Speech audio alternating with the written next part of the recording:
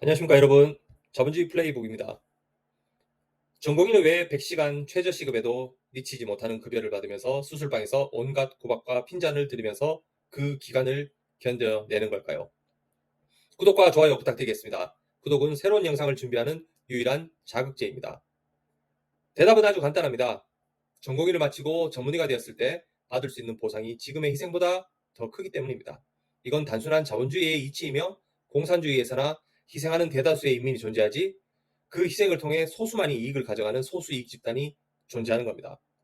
우리 사회는 자본주의 사회이고 전공의의 희생은 곧 전문의가 된 후 보상으로 갚아지는 원리입니다. 그런데 요즘 의대 정원의 작금의 사태는 이런 자연스럽게 만들어진 자본주의의 메커니즘에 반하는 이치이면서 그 결과를 의료 붕괴로 만들어내고 있습니다. 쉽게 다시 얘기하면 양질의 의사 한 명을 만들어내는데 얼마나 많은 비용이 들어가는지 계산해보지도 않고 접근하고 있다는 얘기일 수 있습니다. 단순한 예로 공군 조종사 한 명을 키우는데 200억 정도 든다고 신문에서 많이 들었습니다. F-16K 조종사 기준이라고 합니다.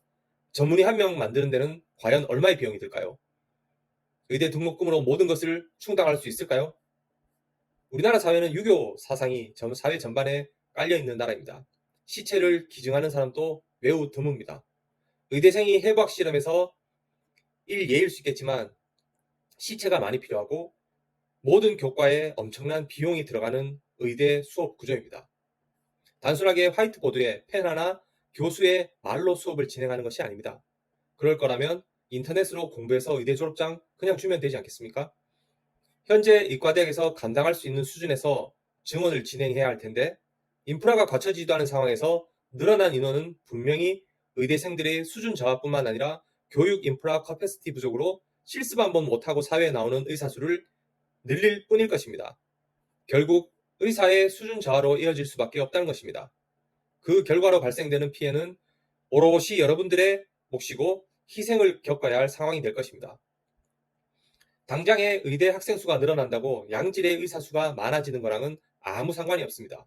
교육을 제대로 이수받지 못한 의사의 진료는 또 다른 재앙을 불러일으킬 수 있다는 걸 명심하시기 바랍니다. 나는 상관없다. 나는 병원 갈 일 없다. 이런 식의 사회성이 결여된 사고방식은 언젠가는 사회 전체가 피해를 보는 상황을 야기시키게 될 것입니다. 자, 그럼 정리해봅시다. 의사 수를 늘리려면 그에 맞는 예산과 비용을 치러야 합니다. 그리고 그것이 준비되었을 때 시작해야 됩니다. 얼마나 많은 사회적 비용을 들여서 늘릴 수 있는 것이 의사 수입니다. OECD 국가 평균 의사 수 가지고 늘 의사가 부족하다고 이야기하고 있는데 의사 한 명당 진료하는 환자 수 통계를 혹시 보신 적이 있으신가요? 모르긴 몰라도 대한민국이 최고로 많을 겁니다. 이 부분은 제가 확신할 수 있습니다. 그러니 제가 드리는 말씀은 우리나라는 의사 수가 부족한 부분을 의사의 노동력으로 메우면서 나름의 대한민국만의 의료 기준을 가지고 성장해 왔다는 것입니다. 그런데 왜 다른 나라의 의사 수를 단순 비교하면서 의사 수가 적니 많니 이걸 논하는지 무식한 인간들이나 하는 바보 같은 짓을 하고 있는지 이해할 수가 없습니다.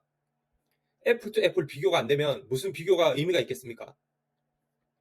시골의 의사 수가 적은 것은 수가 조정, 그 부분으로 해결해야 된다고 제가 지난번 영상에서 분명히 말씀을 드렸습니다.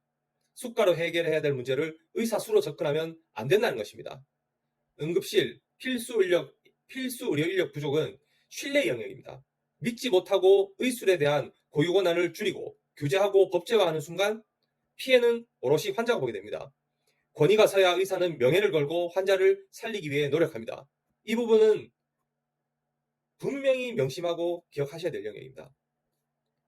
정부의 실수는 의사 수를 늘리는데 천문학적인 돈이 든다는 것을 인지하지 못했거나 모르는 척하고 야당은 의사를 단순 특권 집단으로 규정하고 사회 레벨 다운 그레이드 시키려고 하는 혈안이 되어 있는 집단이라고밖에 보여지지 않습니다.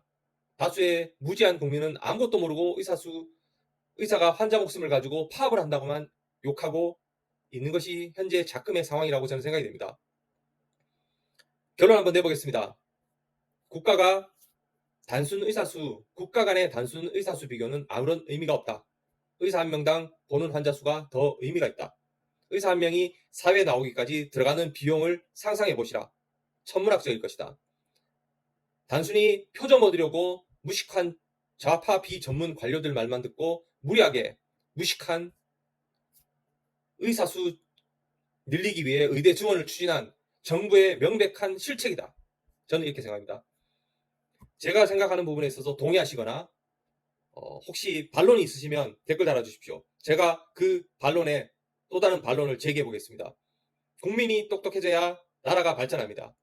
국민은 본인이 듣고 싶은 말, 본인이 원하는 쪽으로만 의지해서 투표하고 정치인들 뽑아서는 절대 안 됩니다. 어떤 것이 국가 발전과 본인에게 이익이 되는지, 지금은 당장의 이익 같지만 나중에는 본인에게 부메랑이 돼서 뒤통수를 칠 정책이 뭔지 공부하시고 거기에 맞는 정치인들 선정하셔야 됩니다. 자꾸 정치 얘기로 흘러가는 것 같지만 의료 정책 정치인이 결정해서 늘리고 줄이고 하고 있는 나라입니다. 모든 것이 정치에 의해서 이루어지는 겁니다. 그런 정치에 좀 더 관심을 가지시고 좀 더 많은 개인적인 에너지를 할당하셔서 올바른 정치가 이루어질 수 있도록 국민들이 깨어나셔야 됩니다. 저도 국민들이 깨어나시는데 조금이나마 보탬을 드리고자 이런 영상을 만들었습니다. 영상이 도움이 되셨다면 구독과 좋아요, 알림 설정 다시 한번 부탁드리겠습니다. 감사합니다.